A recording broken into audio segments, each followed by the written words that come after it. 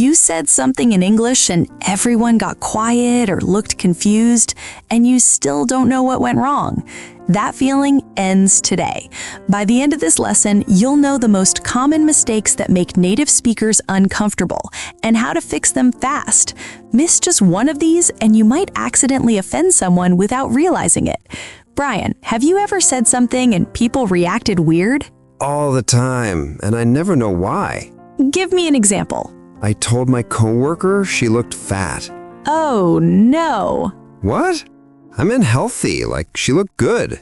Yeah, that's a big one. In English, never tell someone they look fat. Ever. But I was trying to compliment her. I know, but fat is always negative here. If someone looks healthy, say, you look great, or you look healthy. So fat is always bad? Always, even if you mean well. Wow, I had no idea. That's why we're doing this. Let's practice. Say, you look great. You look great. Perfect. Say it again. You look great. Good. Now here's another one. Do you ever ask women their age? Sometimes. Is that wrong? In American culture, yeah, it's considered rude. Really? Why? It's just a sensitive topic. Don't ask unless you're really close friends. What about asking how much money someone makes? Also rude. Americans don't talk about salary casually. Huh.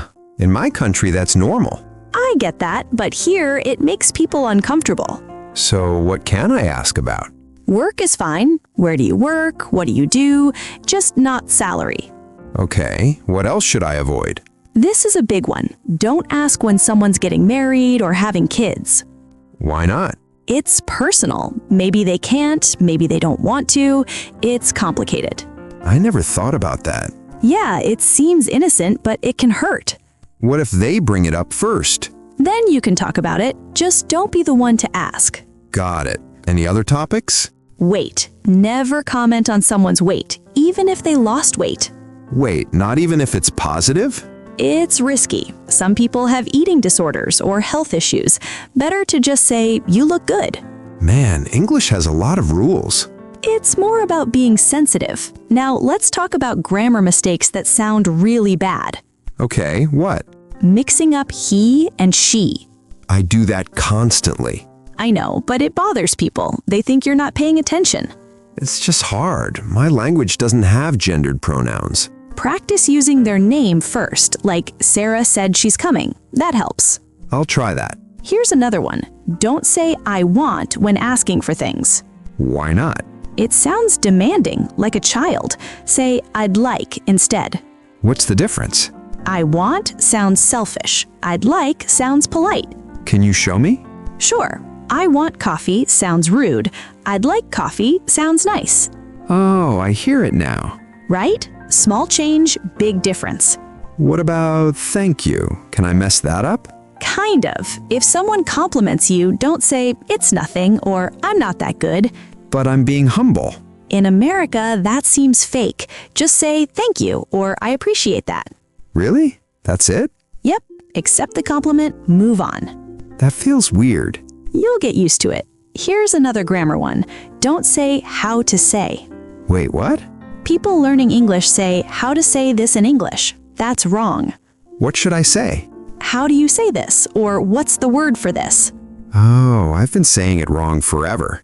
Lots of people do. Now you know. What about apologizing? Can I mess that up? Yeah, don't say sorry for everything. Americans find it annoying. But I'm trying to be polite. I know, but if you say sorry 10 times in a conversation, it sounds weak. When should I say it? When you actually did something wrong, not for existing. That's hard to change. Start noticing. Catch yourself. Say, excuse me or pardon me sometimes instead. Okay, any phrase I should never say? Yeah, don't say no problem to older people or bosses when they thank you. Why not? Some people think it sounds casual. Say, you're welcome or my pleasure instead. Even though everyone says no problem?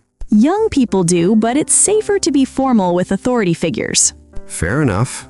One more big one. Don't ask where are you from right away. But I'm just curious. To minorities, it can feel like you're saying they don't belong.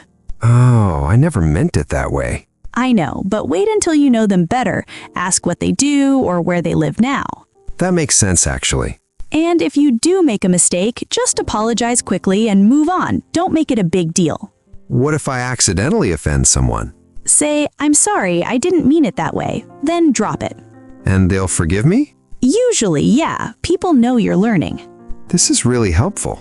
Good. These mistakes are fixable. You just need to know what they are.